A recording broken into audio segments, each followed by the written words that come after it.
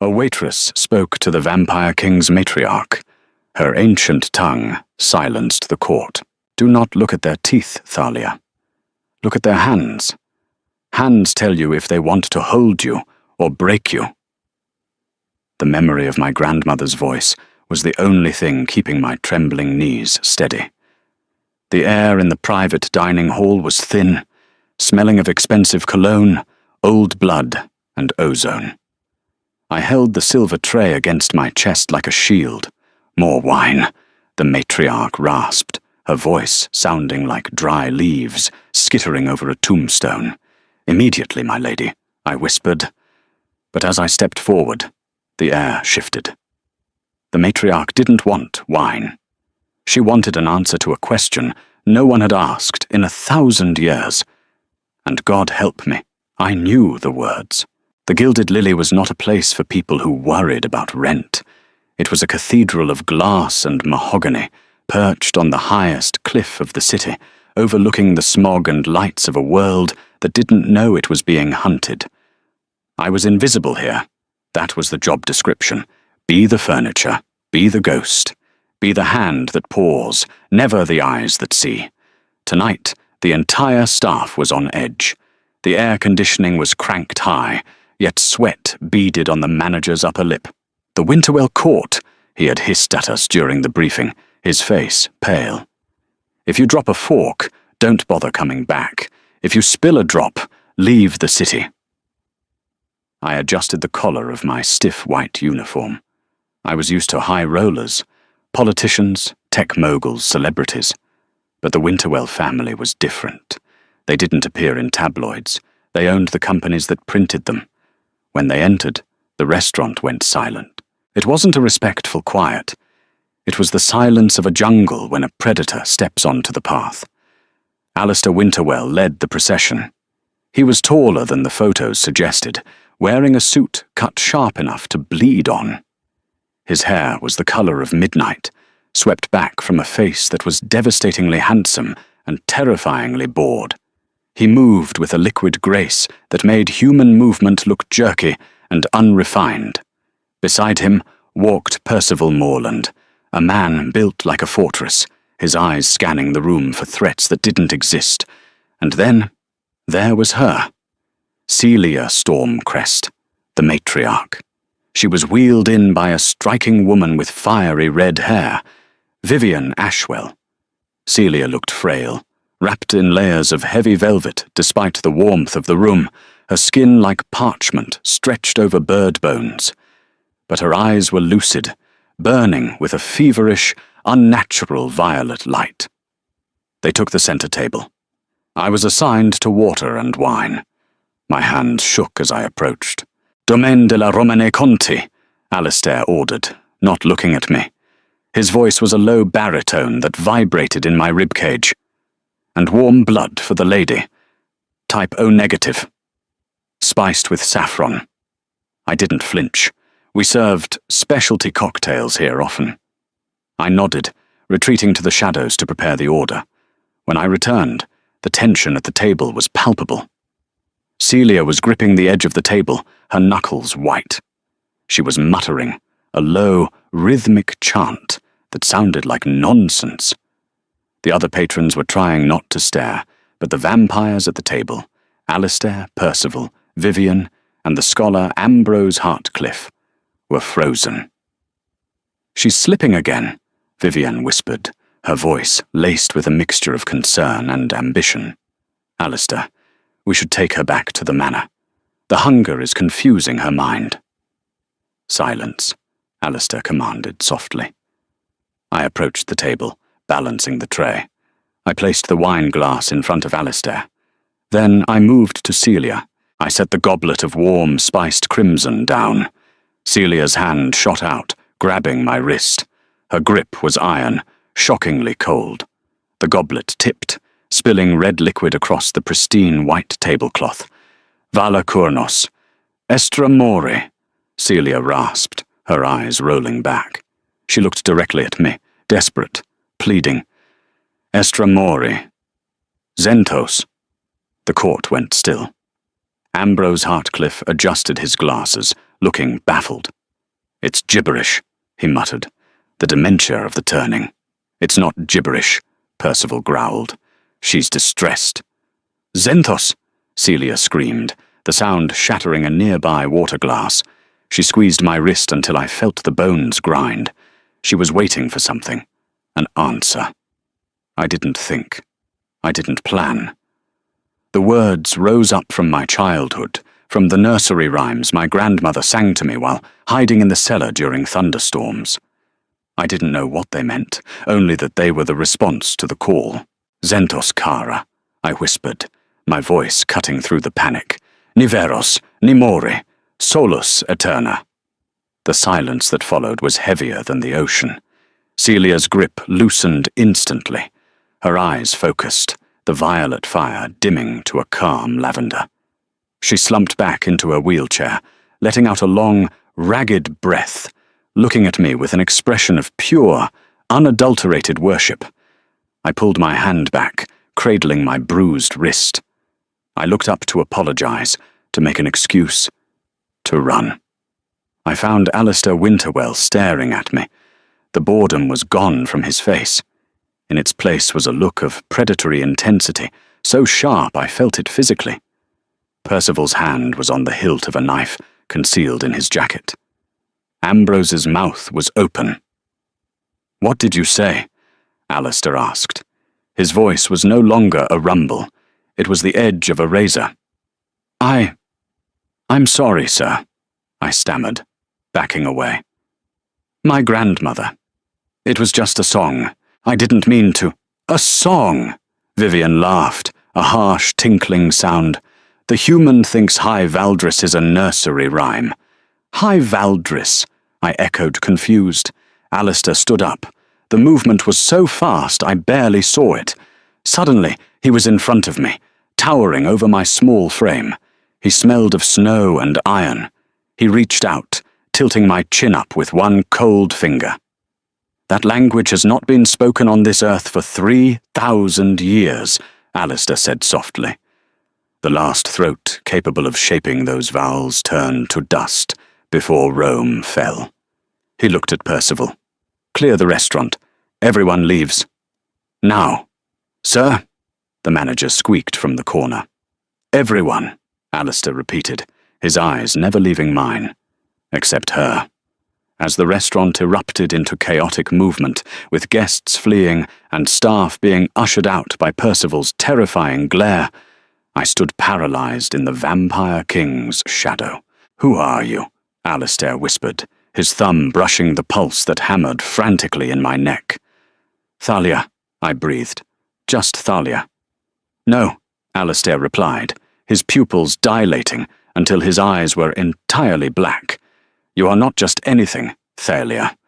You are the anomaly." As the doors locked and the blinds were drawn, locking me in with the monsters, Celia spoke again, clear as a bell in English. "Don't hurt her, Alistair. She smells like the sun." The drive to the Winterwell estate was a blur of rain-slicked asphalt and suffocating silence. I was sandwiched in the back of a black limousine between Ambrose Hartcliffe and Vivian Ashwell.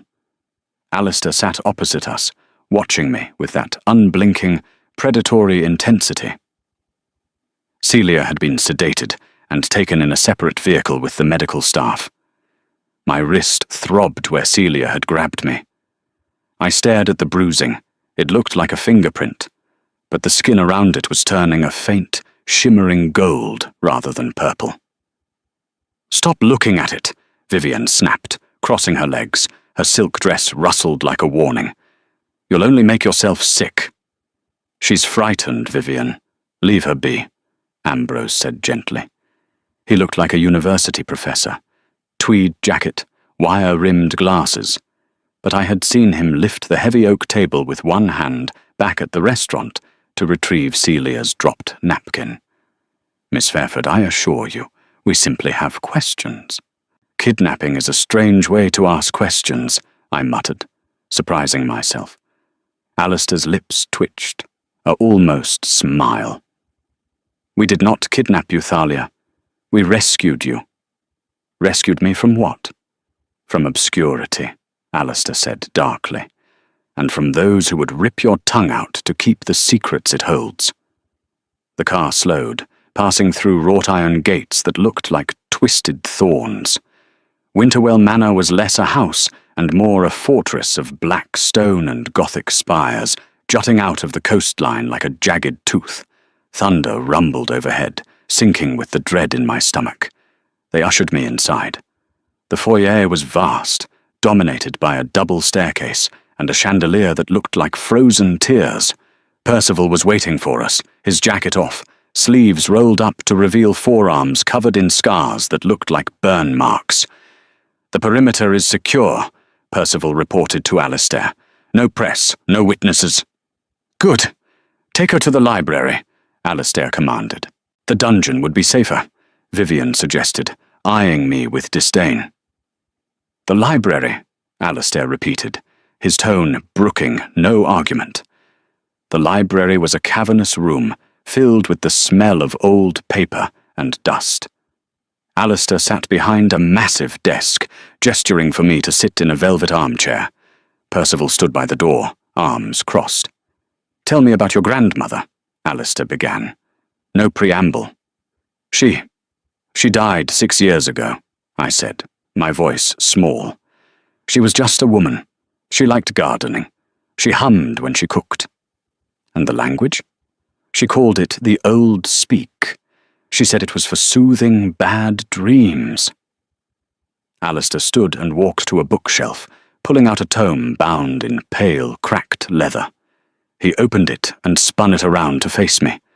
The pages were filled with sharp, angular symbols. "Read this," he ordered. I looked at the script. It looked foreign, alien. But as I stared, the shapes seemed to rearrange themselves in my mind.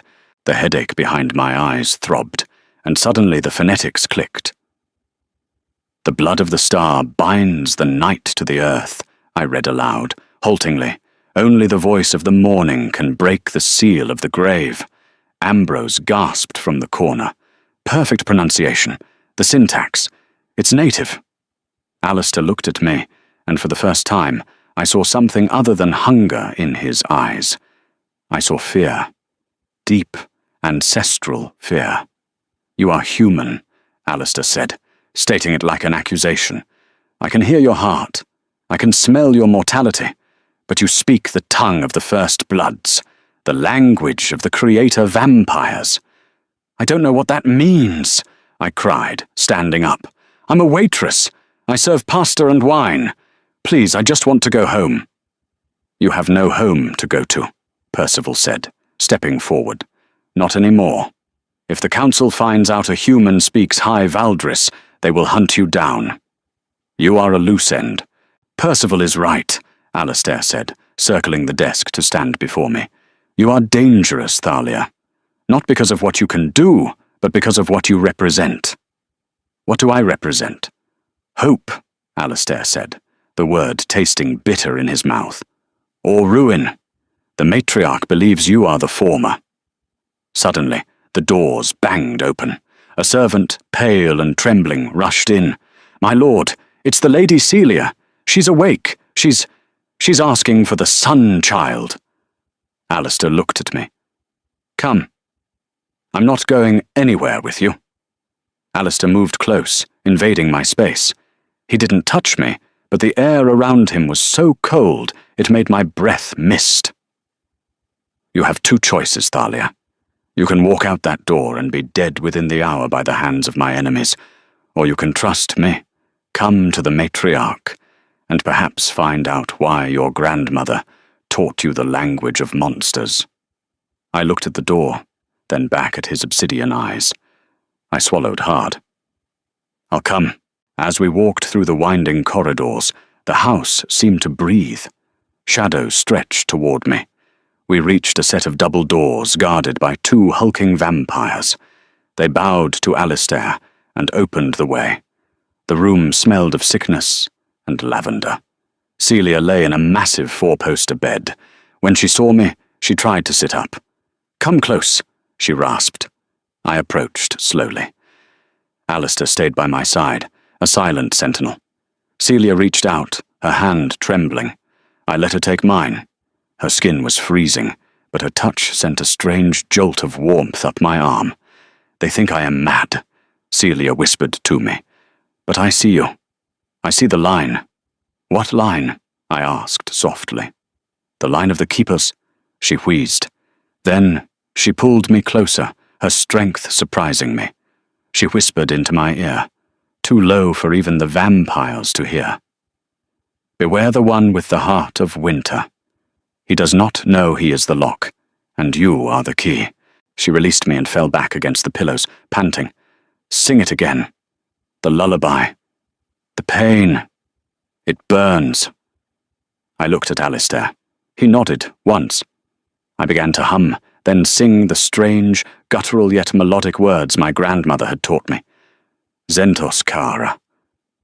As I sang, the tension left Celia's body, the lines of pain on her face smoothed. But something else happened. The candles in the room flared, the shadows retreated, and Alistair Winterwell, the king of the night, fell to his knees, clutching his chest as if struck by an arrow. I stopped singing. What did I do? Alistair looked up, his face pale, sweat beading on his forehead. He looked at me with a mixture of agony and ecstasy.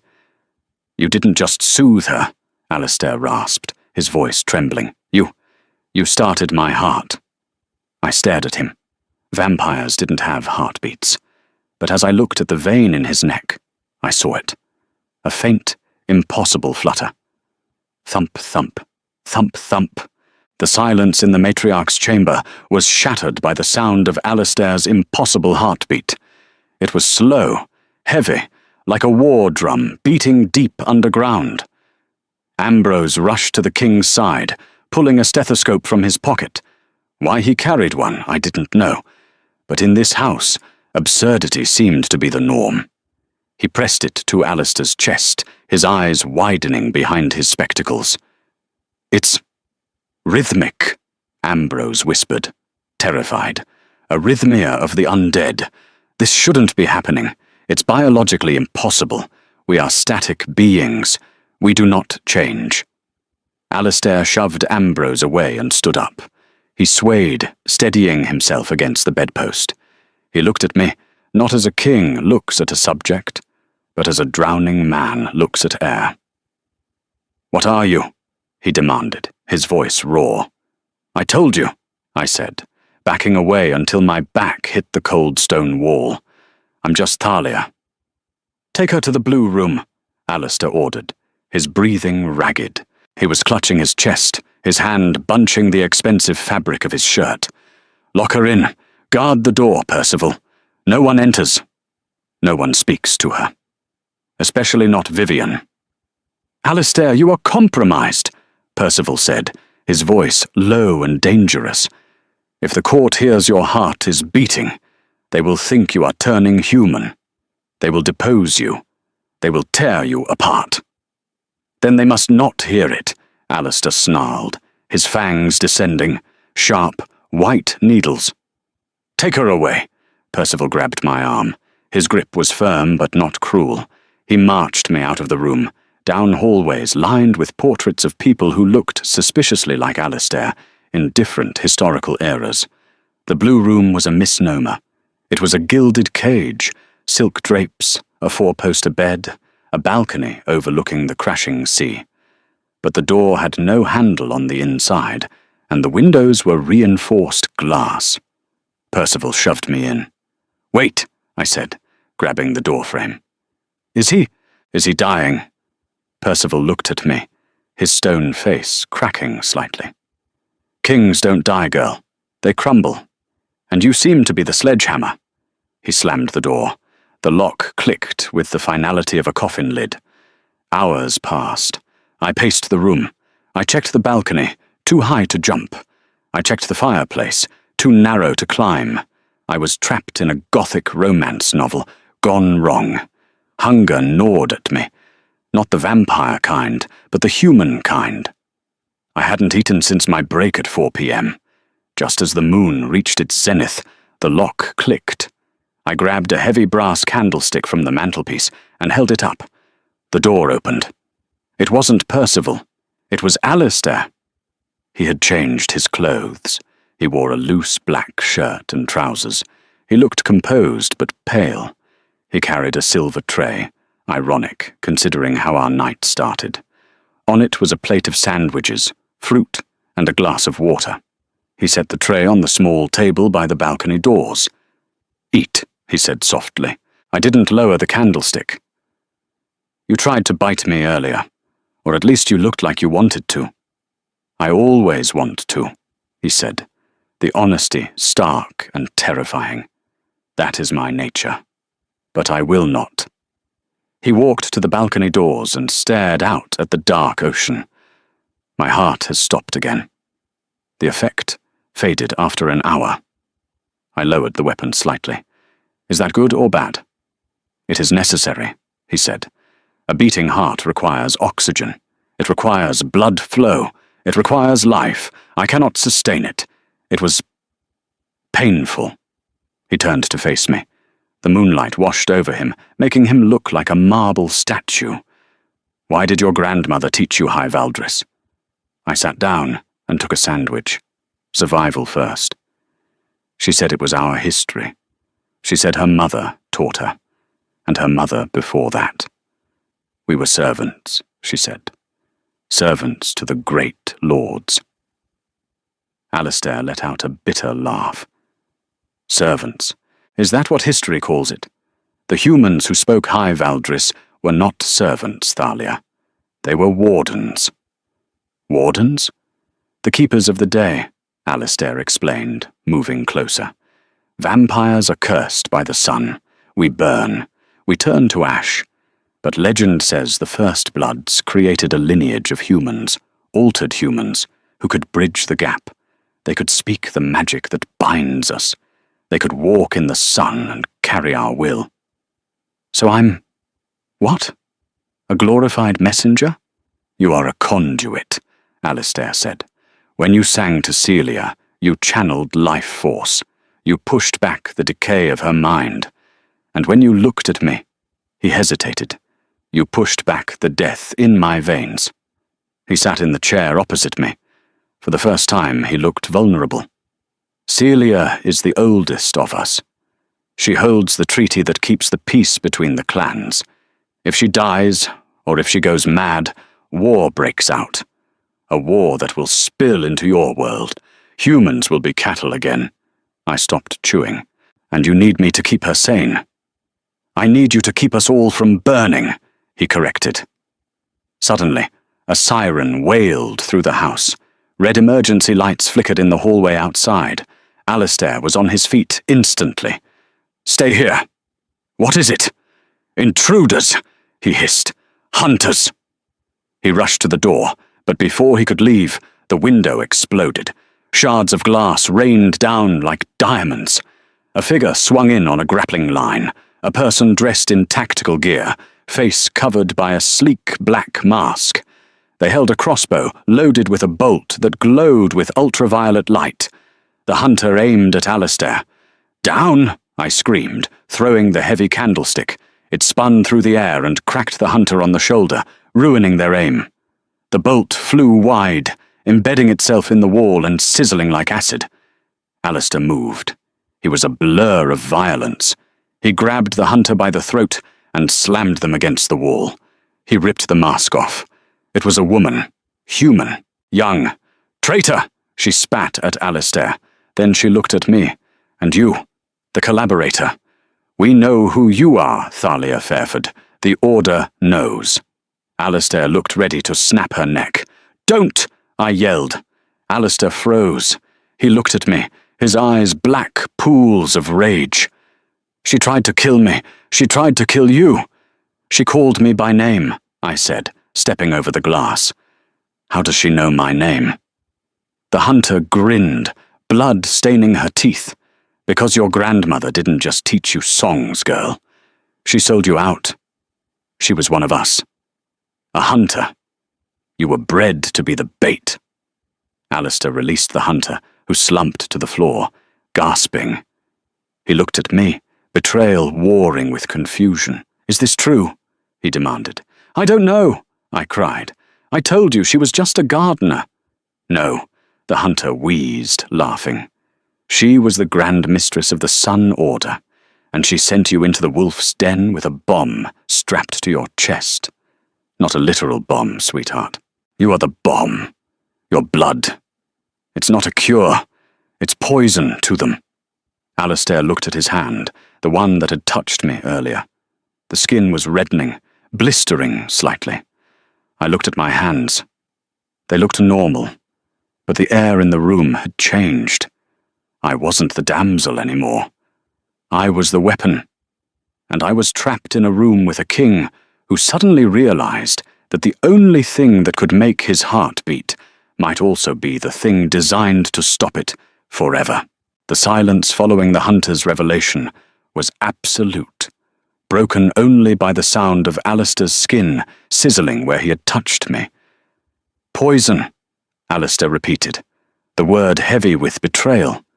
He looked at his hand. Angry red blisters were forming on his pale fingertips. Then he looked at me, his eyes shifting from the deep obsidian of desire to the cold steel of a general assessing a threat. "I didn't know," I whispered, my voice trembling. "I swear, Alistair. I didn't know." Percival stormed into the room, 2 guards flanking him. He took one look at the shattered window, the unconscious hunter, and Alistair's wounded hand, and drew his weapon. "She's an assassin," Percival growled, aiming his gun at my chest. "I told you, the Grandma was a plant. The girl is a biological weapon." "Lower your weapon," Alistair commanded, though he didn't step between us this time. He stayed back, nursing his hand. "If she wanted me dead, she wouldn't have thrown the candlestick. She saved me, Percival." "She saved you to kill you later," Percival argued, "or to get close enough to the Matriarch to finish the job." "Take the hunter to the cells," Alistair ordered, his voice icy. "Interrogate her. Find out how much the Order knows about Celia's condition. And take Thalia to the solarium." "The solarium?" Percival blinked. "That's not a cell." "It is the only room with sunlight-grade UV glass," Alistair said, turning his back on me. "If she is of the Sun Order, let her sit in the light she loves so much, and keep away from her. Do not touch her skin. Use gloves." I was marched out, treated like radioactive material. The solarium was a glass dome at the top of the manor. It was filled with exotic plants that thrived in high UV light. It was beautiful, warm, and utterly isolating. For 2 days, I saw no one but silent servants in thick leather gloves who slid trays of food through a slot.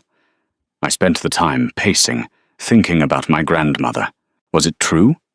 Was her love a lie? Was I just a bullet she had been polishing for 20 years? On the 3rd night, the door opened. It wasn't a servant. It was Ambrose Hartcliffe. He wore a hazmat-style apron over his tweed suit and carried a medical kit. "I need a sample, Miss Fairford," he said apologetically, "to test the toxicity." I held out my arm. "Does it hurt him, just being near me?" "Proximity seems fine," Ambrose muttered, drawing a vial of blood. The red liquid swirled in the glass, looking innocent. "But direct contact with your dermis or fluids triggers a caustic reaction. It's fascinating. It's like you have holy water running through your capillaries." "He hates me, doesn't he?" Ambrose looked up, his glasses reflecting the moonlight. "He is terrified of you. Alistair Winterwell has not feared anything for 4 centuries. You make him mortal. For a king who relies on invulnerability, that is unforgivable." He packed up his kit. "However, the Matriarch is screaming for you. Her mind is fracturing. The sedatives aren't working. We are running out of time." As Ambrose left, he slipped a piece of paper into my hand. I unfolded it after the door locked. It was a note in elegant, spidery handwriting. Celia's. "The poison is the cure. Ask him about the eclipse of 1812. The next evening, I was summoned. Not to a cell, but to a dressing room. Vivian Ashwell was there, looking like a flame in a silk emerald gown. She didn't look at me, but gestured to a rack of clothes. "The council has arrived," she said, her voice tight. "Rumours are spreading that Alistair is harbouring a hunter. He needs to present you, not as a prisoner, and certainly not as a weapon." "Then as what? As a pet?" Vivian sneered, finally turning to face me. "A curiosity. A rare human with a talent for ancient languages. You will be silent, you will be submissive, and you will wear gloves." She threw a pair of elbow-length white satin gloves at me. They dressed me in a gown of midnight blue, heavy and constricting. The gloves covered my skin completely. When I was ready, Percival escorted me to the grand ballroom. The room was a sea of predators. Vampires from the noble houses of the city were there, beautiful, deadly, and bored. When the herald announced, "His Majesty, Alistair Winterwell," the room went still. Alistair descended the staircase. He looked regal, untouchable. His hand was bandaged in black silk. He waited at the bottom, and Percival nudged me forward. I walked down the stairs, feeling hundreds of cold eyes on me. I reached Alistair. He didn't offer his arm. He couldn't. "This is the anomaly," a voice boomed. A massive vampire with pale, scarred skin stepped forward. Lord Varian, a rival clan leader. "She looks fragile, Alistair. I heard she breathes fire." "She breathes only what I allow," Alistair said smoothly. "She is a scholar, a translator for the Matriarch's archives." "Is she?" Varian circled me. He leaned in, sniffing. "She smells spicy, like ozone." He reached out to touch my face. Alistair stiffened, but didn't move. If he stopped Varian, it would show weakness. It would show he cared. Varian's cold finger brushed my cheek. Nothing happened. No burn. The poison required my skin to touch his, or perhaps it was intent-based. "Pretty," Varian grunted. "But useless. Why keep her?" "Because she speaks the old tongue," Vivian cut in, gliding to Alistair's side. She placed a hand on his shoulder, staking her claim. "And because she amuses us." "Prove it," Varian challenged. "Have her speak. Let us hear this high Valdris." Alistair looked at me. His eyes were guarded, but there was a flicker of something else, a plea. "Don't start a war." I took a breath. I looked at Varian, then at the gathered court. I remembered the words my grandmother used when the frost came to kill her roses. A blessing of protection. "Orenthal, Varos Kunda," I projected, my voice clear and steady. "Sectrani aham, sectrani void." The effect was instantaneous. The chandeliers dimmed, then flared with a blue light. The air pressure in the room dropped, popping ears. Every vampire in the room flinched as if struck by a physical wave of power. Varian stumbled back, clutching his head. "Enough," Alistair said, his voice cutting through the hum of magic. The room was silent, terrified. I had just accidentally demonstrated that I wasn't a pet. I was a power source. Varian looked at Alistair with new respect and deep suspicion. "You play a dangerous game, Winterwell, keeping a witch in your court." "She's under my protection," Alistair said, "and my control." Later, as the guests mingled, Alistair cornered me on the balcony. "I didn't tell you to use magic," he hissed. "I didn't know it was magic. I thought it was a poem." "Everything you say in that language changes reality, Thalia." He ran a hand through his hair, frustrated. "Varian won't stop now. He'll want you, or he'll want you dead." "Then let me go."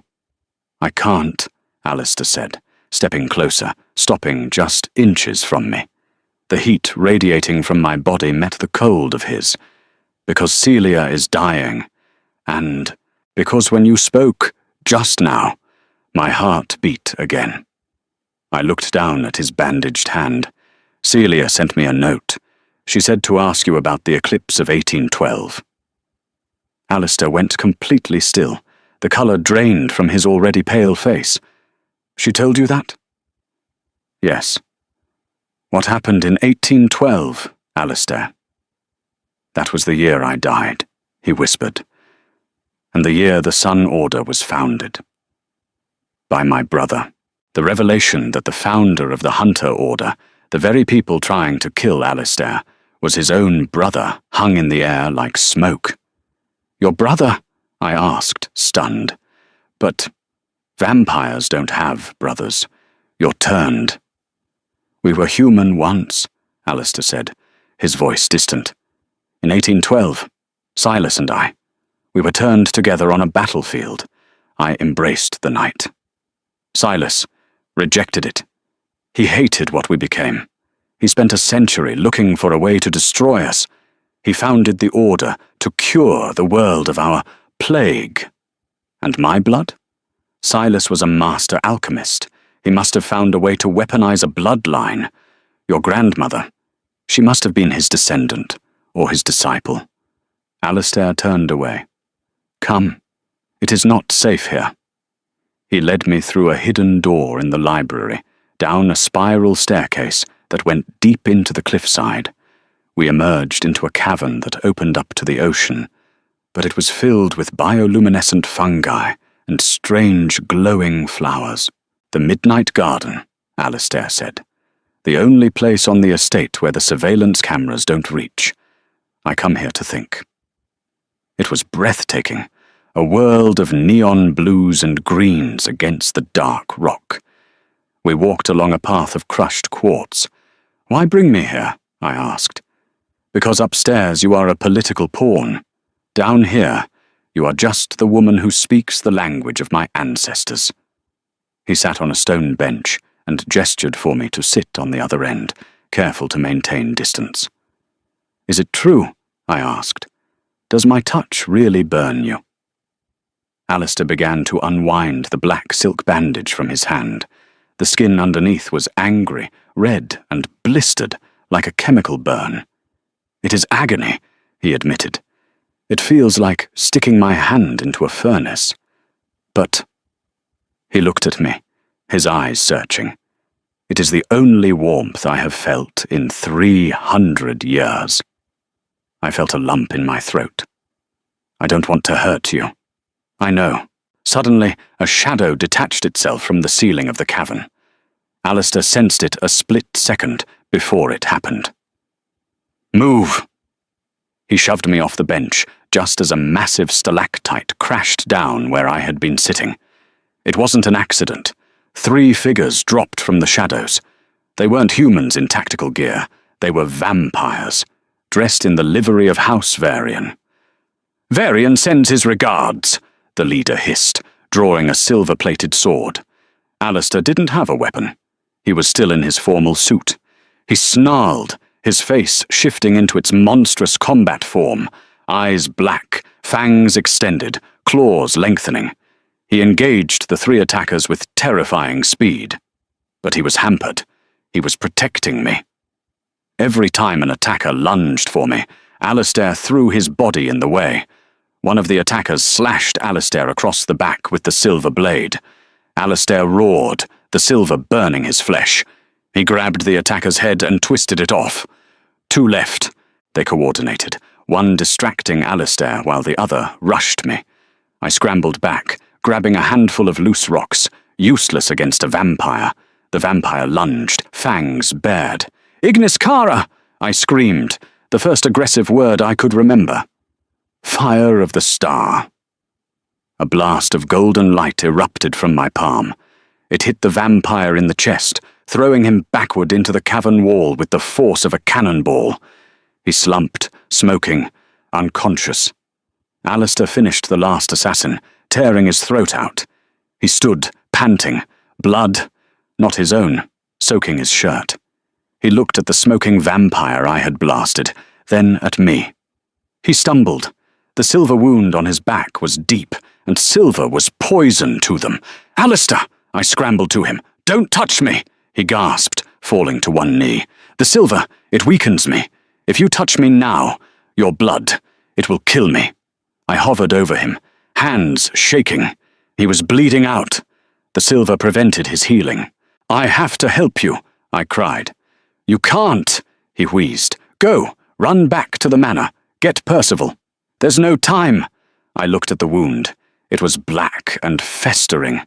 I looked at his face, pale and greying. I made a choice. I ripped the hem of my dress. I didn't touch him with my skin. I used the fabric to put pressure on the wound. "No," he groaned. "Too close." "Shut up," I said, my voice shaking. I leaned close to his ear. I didn't know a healing spell. I only knew the lullaby. I started to sing. Zentos Kara. But this time I focused on the intent. Heal, mend, live. The golden light that had blasted the enemy flickered around my hands. It didn't burn him. It flowed into the wound.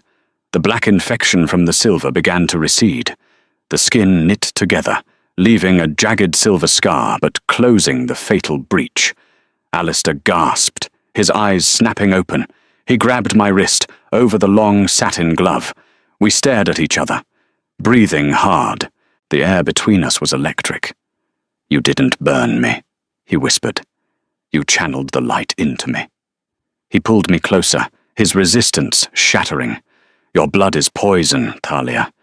But your energy, your soul, it's the only thing that can save us." He leaned in, his face inches from mine. "But Vorian knows now. He knows you have power. He won't send assassins next time. He will send an army." I looked at the dead assassins. "Let them come." Alistair looked at me, a dark, dangerous smile forming. "That's my queen." The air in Winterwell Manor had shifted. It no longer smelled of old paper and lavender. It smelled of ozone and impending violence. Following the attack in the Midnight Garden, the pretense of diplomacy was over. Alistair had declared war, and Varian had answered. Percival turned the Great Hall into a command centre. Maps were spread over antique tables, and monitors displayed thermal feeds of the perimeter. The estate was surrounded. Varian hadn't just brought his own clan. He had rallied the dissatisfied, the hungry, and the ambitious from every corner of the city. "They breach at dawn," Percival announced, his voice grim. "They know we are weakened. They know the Matriarch is fading." I stood by the window, watching the line of torches in the distance. "They're waiting for the sun to weaken you," I said softly. Alistair stood beside me. He had healed, thanks to my song, but he was still pale. "They are waiting for you to be exhausted," he corrected. "They fear the witch more than the king right now." "I'm not a witch. You are the only thing standing between this house and oblivion," Vivian said, sweeping into the room. She looked dishevelled, her usual icy perfection cracked by fear. "Varian has brought siege breakers, ogres of the underworld. We cannot hold the gates." "We will hold," Alistair said, his voice steel. "Percival, take the West Wing. Ambrose, secure the archives. Vivian, you are with the Matriarch." "No," Vivian argued. "The Matriarch is lost. We should trade the girl. Varian wants the Sun Child. Give her to him, and we survive." Alistair moved faster than thought. He had Vivian pinned against a pillar, his hand around her throat, not squeezing, but warning. "Suggest that again, and I will throw you to them myself." He released her. She gasped, rubbing her neck, her eyes filled with hate. She fled the room. "She will betray us," I whispered. "I know," Alistair replied. "But she is predictable. Varian is not." The attack began an hour before sunrise. It started with a sound like thunder, a battering ram against the main gates. Then came the glass shattering. The battle was chaos. Vampires moved with blurring speed, a dance of shadows and silver blades. I stayed close to Alistair, but I wasn't just a spectator. When a breach occurred in the East Hall, I sang, "Kara ethos, varin mori." A shockwave of golden light erupted from me, throwing the attackers back. But every time I used the voice, I felt a drain. My knees grew weak. My vision blurred. I was burning through my own life force. We were pushed back, room by room, until we were cornered in the Matriarch's chambers. Celia was sitting up in bed, fully awake. She looked terrifyingly young. The dementia was gone, replaced by a cold, ancient clarity. "It is time," she said, her voice cutting through the sounds of battle outside the door. "Time for what?" Alistair asked, barring the door with a heavy iron stave. "The eclipse," Celia said. She looked at me. The prophecy was never about curing the madness, Thalia. It was about ending the curse of the sun. The door buckled. A massive axe blade punched through the wood. "We have minutes," Percival shouted, holding the barricade with his inhuman strength. "Alistair," Celia commanded. "You must drink." "No," Alistair shouted, turning to her. "Her blood is poison. It will kill me." "It is poison to the dead," Celia said, her eyes blazing. "But to the king who would walk in the sun, it is the fire of rebirth. You must trust her. You must trust the bond." The door shattered. Varian stepped through, stepping over the debris. He was covered in blood, smiling a smile full of shark teeth. "The end of the line, Winterwell," Varian laughed. "Give me the girl." Alistair looked at Varian, then at me. "Do it," I whispered. I pulled off my glove. I used a shard of wood from the broken door to slice my palm. The scent of my blood hit the room. It didn't smell like copper. It smelled like summer, like wildflowers and high noon. Varian recoiled, covering his nose. "Abomination!" Alistair didn't hesitate. He grabbed my hand, his eyes locked with mine. "If I die," he whispered, "it was worth it." He drank. Alistair didn't scream. He caught fire. Literal, golden fire consumed him. He fell to the floor, convulsing. Varian roared in triumph and lunged to finish him. But before Varian could strike, the fire didn't burn Alistair to ash. It hardened into armor. The room was blinded by the light radiating from Alistair. The golden flames were not consuming his flesh. They were fusing with it. His skin, once marble pale, turned a burnished bronze. His eyes, usually black pools, ignited with the same violet fire that Celia possessed.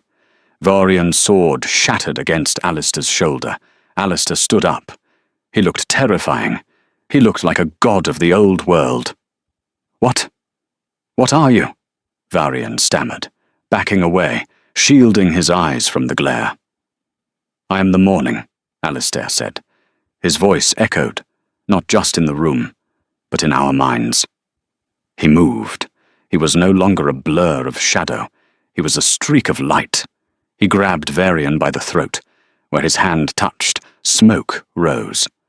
Not from poison, but from pure, concentrated solar energy. "You wanted the sun, Varian," Alistair said calmly. "Here it is." Varian screamed as he burst into ash. The remaining invaders froze. They looked at their leader, reduced to dust in seconds, and then at the glowing monarch standing over him. They dropped their weapons. They fell to their knees. But the ritual wasn't finished. Alistair turned to me. The fire was fading from his skin, settling into a dull inner glow. But he fell to his knees, gasping. "The heat," he choked out. "It's too much." "He is burning from the inside," Celia said calmly from her bed. "The human blood is warring with the vampire curse. He needs the anchor." "What do I do?" I cried, kneeling beside him. I touched his face. My hand didn't burn him anymore. It felt like touching a feverish child. "Sing," Celia commanded. "Sing the song of binding. Bind his soul to yours. Share the burden." "I don't know that song." "You do," Celia said, her body beginning to fade, turning transparent. "It is the song your grandmother hummed when she planted seeds in the winter. It is the song of endurance." I closed my eyes. I searched the memories. The melody was there. Deep, mournful, but strong. Vestrani Sol, Vestrani Luna, I began. One of sun, one of moon. As I sang, I felt a physical pull in my chest. A golden thread of light seemed to spool out of my heart and into Alistair's. I gasped. It hurt. It felt like sharing a lung, sharing a heartbeat.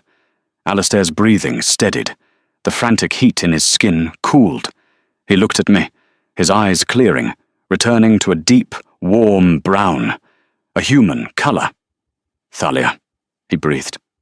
"I'm here," I sobbed. "The Matriarch," Percival said, his voice thick with grief. We looked at the bed. Celia Stormcrest was gone. Only a pile of velvet robes remained. She had given the last of her energy to guide the transformation. She had passed the torch. "She is at peace," Ambrose said, wiping his glasses. "She has been waiting 3,000 years to die." Silence fell over the room. The battle was over. But the war for the future had just begun. Vivienne appeared in the doorway, looking pale and terrified. She saw Varian's ash pile. She saw Alistair, glowing and alive. She saw me, holding his hand. She dropped to her knees, bowing her head to the floor. My king. My queen. Alistair looked at her, then at the kneeling soldiers of Varian's army. He stood up, pulling me with him. "The night is over," Alistair announced. "Open the curtains." Percival hesitated. "Sir, the sun is rising." "Open them." Percival walked to the heavy velvet drapes and threw them open. The first rays of the morning sun hit the room. The vampires in the doorway hissed and covered their faces. The light hit Alistair. He didn't burn, he didn't smoke. He stood in the beam of light, closing his eyes, letting it warm his face. He squeezed my hand. He was the first daywalker. The Day King. But as the sun washed over us, I felt a wave of dizziness. My nose began to bleed. I looked at Alistair. He was strong, vibrant. I was fading. The bond worked both ways. I had given him my resistance to the sun, and he had given me his vulnerability to it. I collapsed. The last thing I saw was Alistair's face, twisted in terror, shouting my name as the sun that healed him began to drain me. I woke up in the solarium. It was night. The glass dome showed a sky full of stars. I tried to sit up, but my body felt heavy, like lead. "Easy," a voice said. Alistair was sitting by the bed. He wasn't wearing his armor or his suits. He wore a simple white shirt. He looked different. Younger. Less burdened. "What happened?" I croaked. "We balanced the scales," Alistair said softly. He poured a glass of water and held it to my lips. "The ritual bound us. I can walk in the sun now because I draw from your strength. But in return, you share my shadow. Am I a vampire?" "No," Alistair said. "You are still human. But you are fragile now. The sun drains you just as it used to burn me. Not to death, but it weakens you. You belong to the twilight now, Thalia, just as I belong to the dawn." I processed this. I could never feel the warm sun on my face again without feeling exhausted. But I looked at him. I saw the man who had lived in darkness for centuries, finally able to see the colors of the world. "Are you okay?" I asked. He laughed, a sound of pure joy. "I saw a butterfly today, Thalia, a real one, not a picture. I saw the ocean turn blue. I saw the green of the grass." He took my hand and kissed the palm. "You gave me the world. And the court. The court is adjusting." Percival's voice came from the door. He walked in, looking tired but content. "Varian's clan has sworn fealty. The news of a Daywalker king has spread globally. The council is terrified, which is good. Fear keeps them in line." "And the hunters?" I asked. "The Order has requested a parley." Percival grinned. "It seems your grandmother left a contingency plan. A letter, to be opened only if a Winterwell walked in the sun. She essentially told them to stand down or face the wrath of the Sun-Child. Alistair looked at me. You are the bridge, Thalia. You are the matriarch now. Not by blood, but by right. I don't want to be a matriarch. I just want... I paused. What did I want? My old life was gone. The gilded lily felt like a dream. What do you want? Alistair asked intensely. I want to see the midnight garden again. I smiled. Alistair picked me up in his arms, effortless and strong. Then we shall go. He carried me through the manor. The servants bowed, not out of fear, but out of reverence. We went down to the cave, to the glowing bioluminescence. He set me down on the quartz bench. The wound on his back was a silver scar, a reminder of the night we almost died. We have an eternity to figure this out, Alistair said, or at least a human lifetime, which to me is more precious. And after that? I asked, touching his cheek. I will not live a day without you, Alistair promised. When your time comes, we will find a way. Or I will go with you, into the dark or into the light. Solus Eterna. Solus Eterna, I whispered back. Alone together. Eternal. As we kissed, the bioluminescent flowers around us bloomed brighter, changing color from cool blue to a warm, vibrant gold. My magic wasn't gone. It had changed. It was no longer a weapon of defense. It was a power of creation. And in the shadows of the cave, I realized that while I might be weak in the sun, in the dark, I was the light. The world did not change overnight. There were still monsters in the shadows, and there were still men who hunted them. But in the high fortress of Winterwell, a new age had begun. The King of Day and the Queen of Night ruled together, a paradox that terrified their enemies and gave hope to the lost.